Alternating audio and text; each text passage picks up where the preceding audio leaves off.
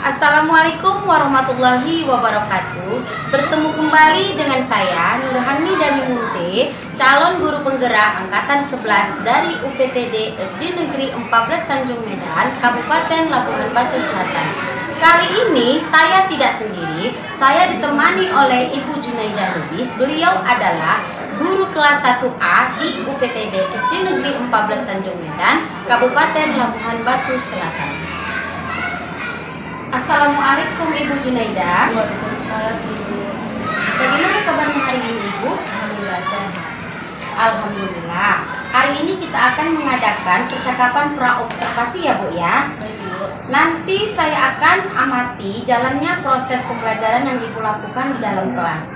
Adapun tujuan dilakukan supervisi tersebut Ibu adalah untuk mengetahui dan mengevaluasi jalannya proses pembelajaran yang Ibu lakukan. Dan kenapa hari ini kita melakukan percakapan praobservasi, yaitu sebagai persiapan awal pembelajaran yang nanti mana Ibu akan melaksanakan pembelajaran agar lebih siap dan lebih percaya diri, sehingga dapat memberikan pembelajaran yang terbaik bagi murid. Begitu ya Bu ya? Ada beberapa pertanyaan yang akan saya sampaikan kepada Ibu.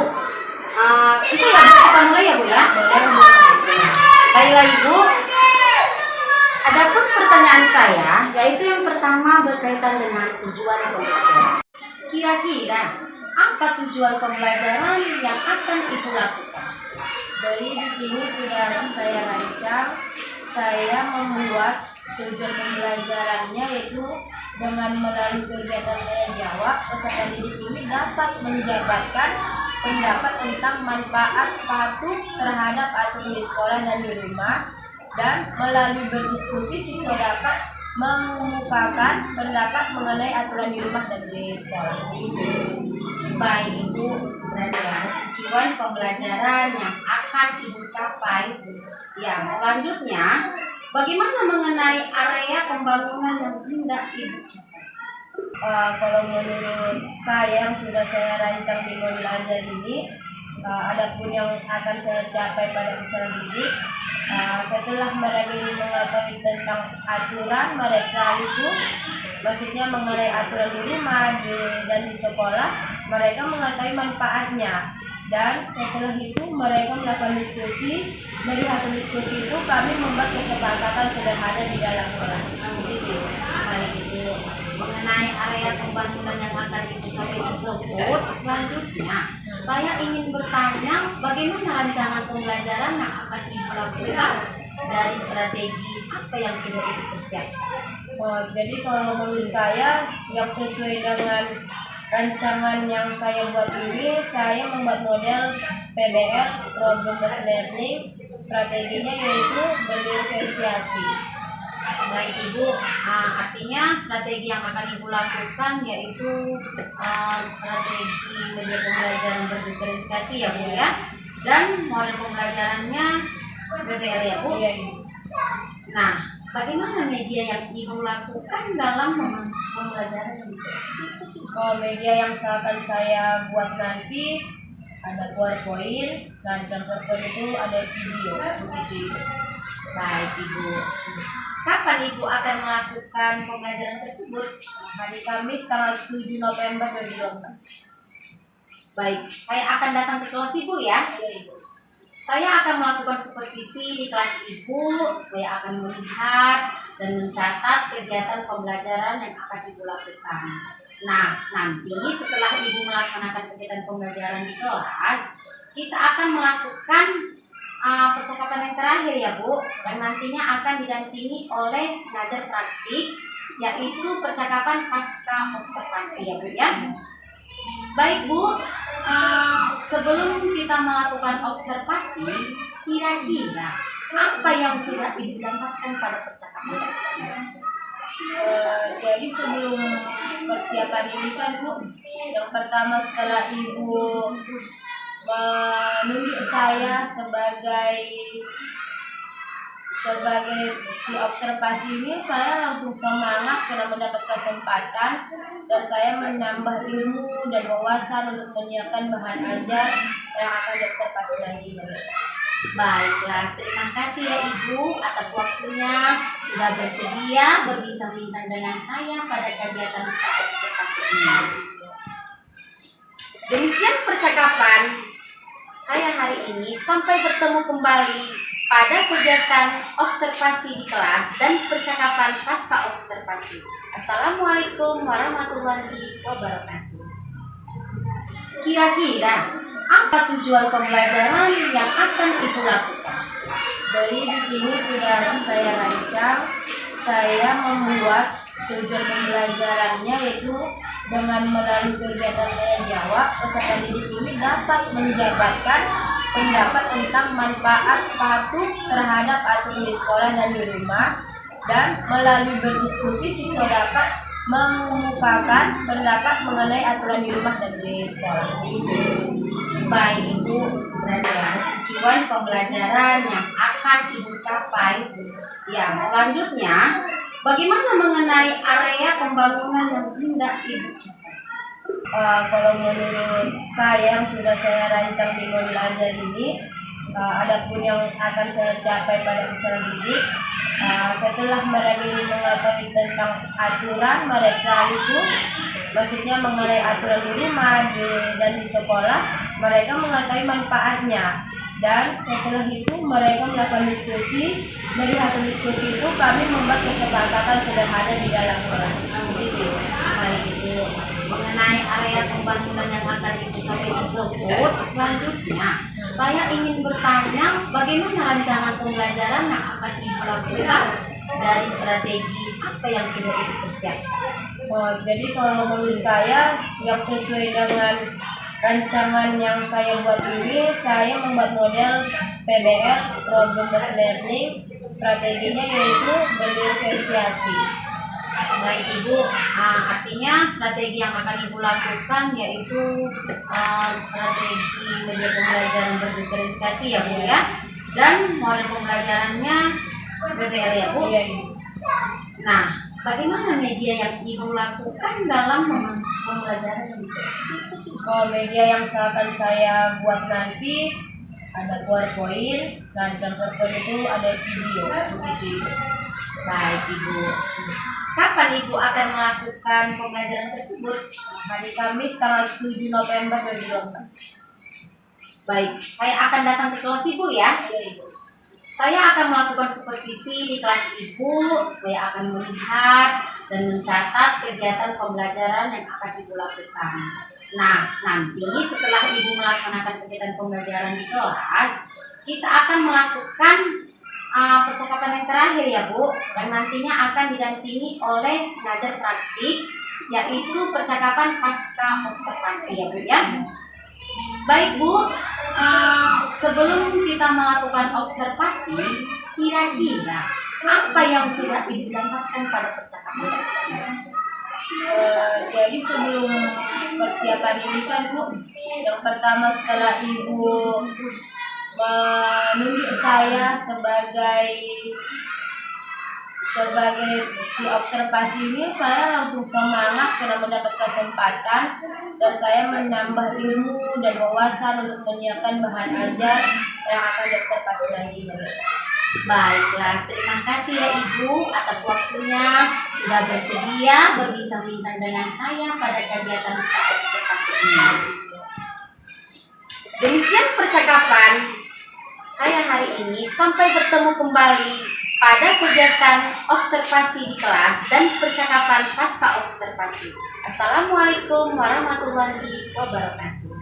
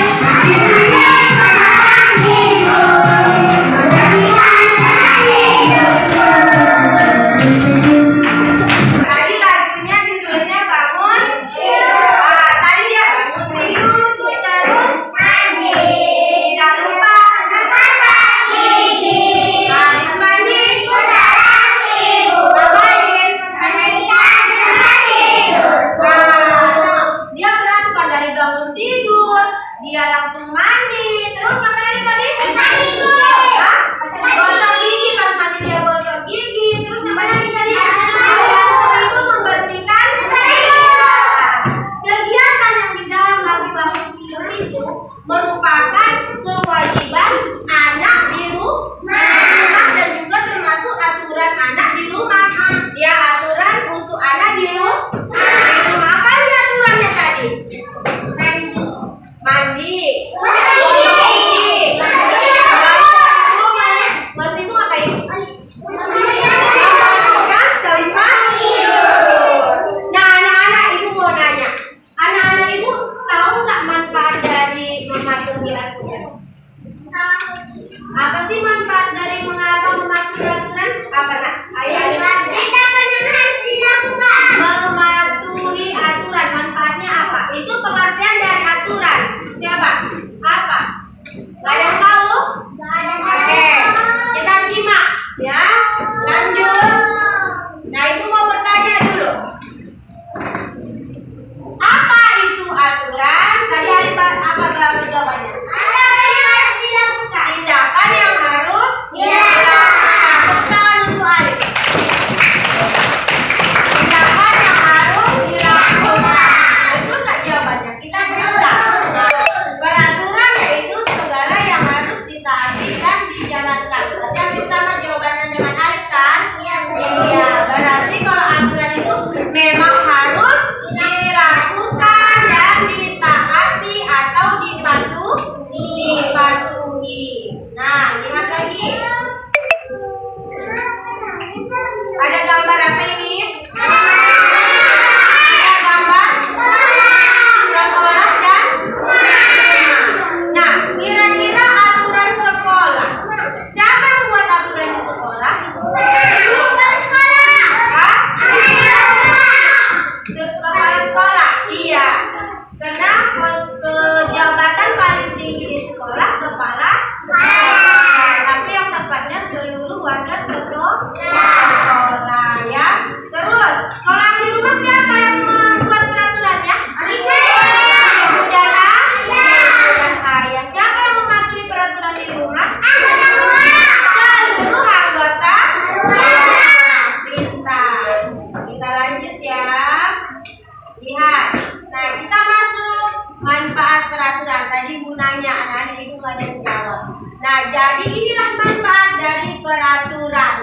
Ya kan? Aturan tadi yaitu tindakan yang harus dilaksanakan atau ditaati atau dipatuhi. Nah, jadi aturan itu punya manfaat. Manfaatnya apa? Hidup menjadi tertib, jangan menjadi teratur, dan hidup menjadi aman dan nyaman. Misalnya kalau Alif udah besar nanti berkereta dia balap-balap tabrakan, tertib nggak jadinya? Iya, jadi nanti ada kecelakaan itu jadi macet jalannya ya kan, jadi tidak jadi macet ya kan. Nah, yang balap-balap tadi itu mematuhi aturan tidak? Tidak, betul. Terus kalau berangkat ke sekolah kita terlambat datangnya, kawan-kawan kita udah belajar di dalam kelas, kalian ketinggalan. Udah, ibunya sudah menerangkan. Jadi kira-kira pas latihan kalian bisa nggak mengerjakannya? Enggak kan? Karena kenapa? Karena ketinggalan pelajaran. Nah, karena ketinggalan pelajaran. Nah, kalau di rumah, kalau kalian habis main-main, terus main-mainnya nggak disusun, kayak mana kondisi rumah kalian? Berantakan dan tidak bersih.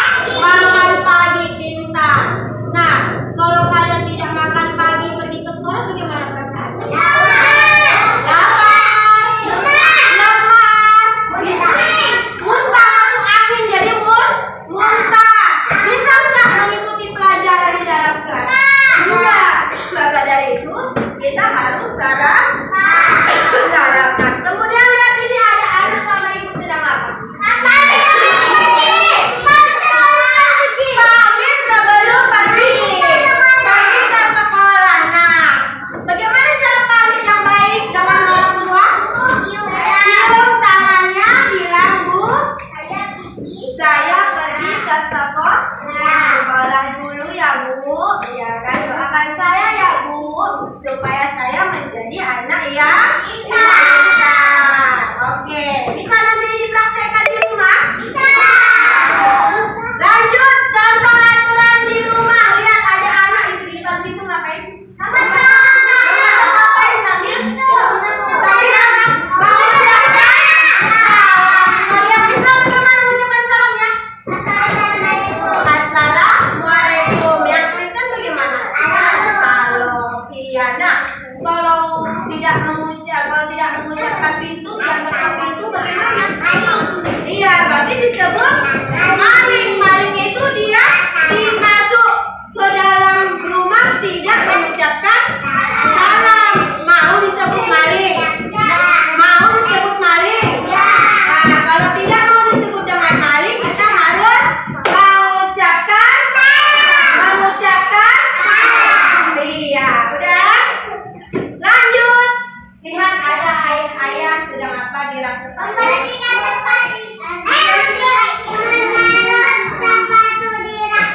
Menaruh sepatu di rak sepatu atau menyimpan barangnya pada tempatnya.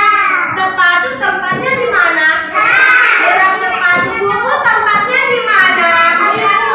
Di mana? Di mana buku tempatnya di mana? Di buku atau di meja belajar. Terus apa lagi? Pakaian di mana pakaian? Di lemari. Kalau belum digosok letakkan di mana? Di keranjang pintar. Udah? Udah? Terus contoh yang ini ada anak yang pakai kacamata sedang apa dia? Sedang belajar gimana ini? Belajar di rumah karena kita masih mencontohkan aturan di rumah. Apa sih manfaat belajar di rumah, Nak? Supaya pintar. Selain supaya pintar apa? Mencuci mobil, dia bisa mencuci mobil. Yang bisa aja lah. Iya, bisa betul mencuci pakaian. Bukan mamanya yang mencuci. Betul lah. Yang bisa aja, Nak. Misalnya mengangkat jemuran, mencuci piring, menyapu, melipat bisa. Melipat pakaian bisa. Perempuan biasanya banyak itu bisa melipat pakaian. Dan yang paling penting kalau di saat ibunya lagi repot, kalau ada adiknya harus diapain? Dijaga. Oke, lanjut kita masuk ke aturan di sekolah. Lihat, kalau di sekolah yang membuat peraturan itu ya sekolah. Yang paling tinggi jabatannya di sekolah siapa? Sekolah, bentar. Siapa yang melaksanakan peraturan di sekolah? Seluruh warga. Seluruh warga sekolah. Siapa aja warga sekolah? Guru, kepala sekolah. Anak-anak ini kalau di sekolah namanya apa? Murid. Terus ibu kantin, Pak Satpam, Pak Chandra, itu warga sekolah bukan? Chandra, itu warga sekolah bukan? Iya. Warga sekolah. Nah, jadi mereka mematuhi peraturan tidak? Mematuhi. Semua yang ada di lingkungan di dalam sekolah itu harus mematuhi aturan sekolah. Nah, coba perhatikan anak-anak. Inilah salah satu contoh aturan di sekolah. Yang pertama yang paling penting, datang tepat waktu. Tandanya berarti nggak boleh datang terlambat. Tadi apa kalau kita datang terlambat? Rugi, ketinggalan pelajaran. Terus di saat belajar, ketika ibu guru sedang menjelaskan, kalian harus diam. Berarti telinganya mendengarkan penjelasan dari ibu guru. Terus yang paling penting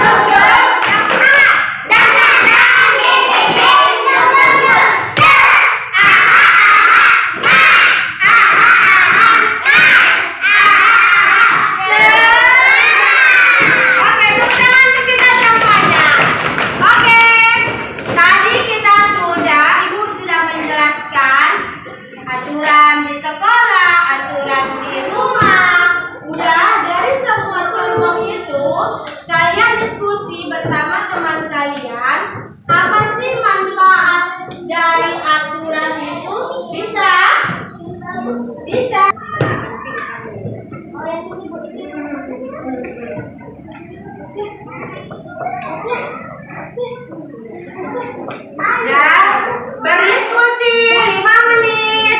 Nanti ibu panggil kelompoknya ya satu-satu. Udah, ayo berdiskusi.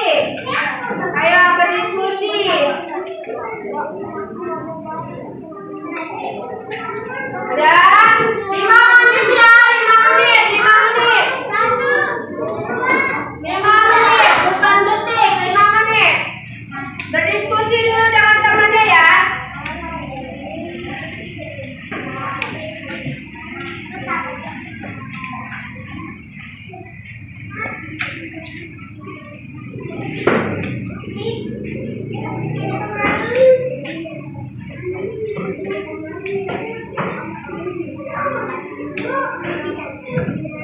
Waktunya sudah habis 5 menit ya.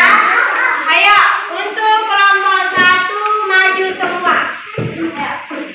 Maju semua, bacakan hasil diskusinya ya. Apa manfaat dari mematuhi aturan? Dulu.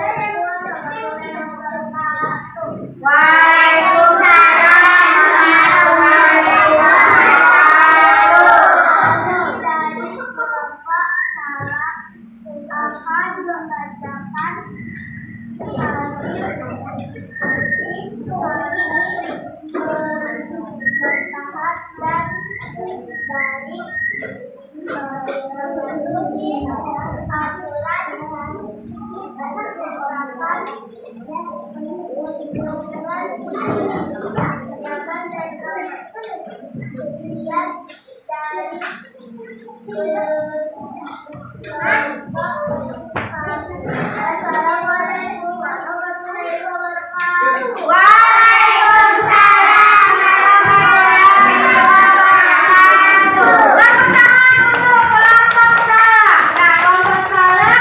Dia diskusinya manfaat dari mematuhi aturan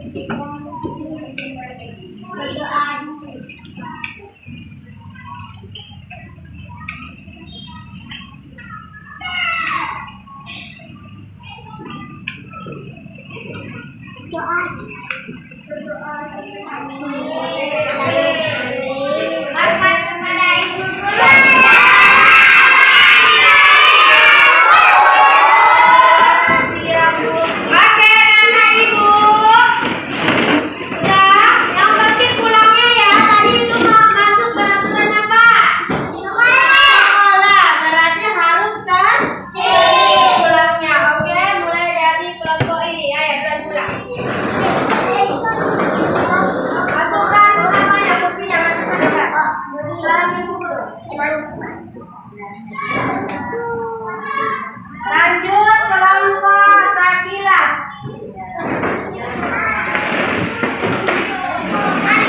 Hati-hati di jalan ya. Jangan lupa cium tangan orang tuanya. Rak sepatunya masukkan ke rak sepatu. Lanjut kelompok Alfia. Masukkan ya. Masukkan kursinya. Ya. Mana masukkan dulu kursinya please. Lanjut kelompok Alif. Masukkan rapikan kursinya ya.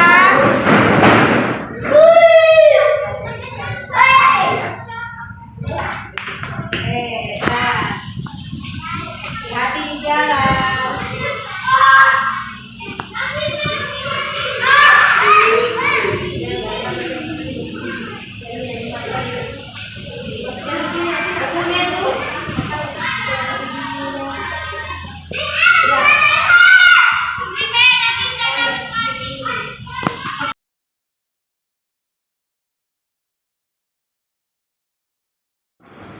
Assalamualaikum warahmatullahi wabarakatuh.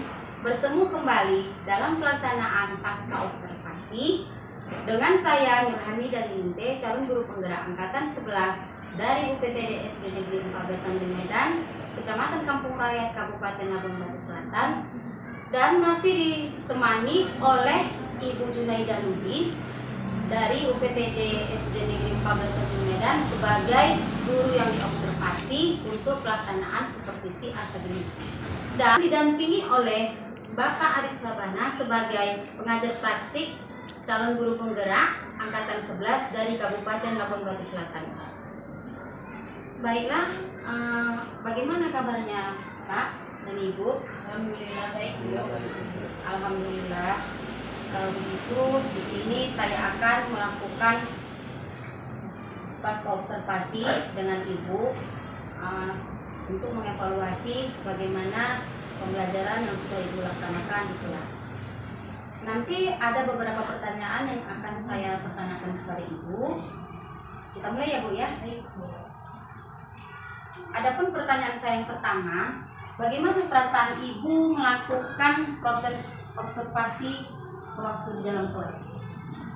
Kalau perasaan saya saat itu ya pertama senang, ada juga anak-anak ini antusias ya Bu, cuma masih ada juga anak-anak ini yang belum terlibat di dalam pembelajaran. Baik Bu, terkait perasaan Ibu melakukan observasi di dalam kelas, sebagian anak ada yang senang dan antusias dalam pembelajaran dan masih ada yang belum ya Bu ya. Baiklah. Selanjutnya, bisa Ibu ceritakan kembali mengenai area pengembangan atau tahapan-tahapan yang Ibu lakukan sewaktu melakukan observasi. Ada yang saya ambil ini dari kegiatan tanya jawab dan juga siswa melakukan diskusi kelompok.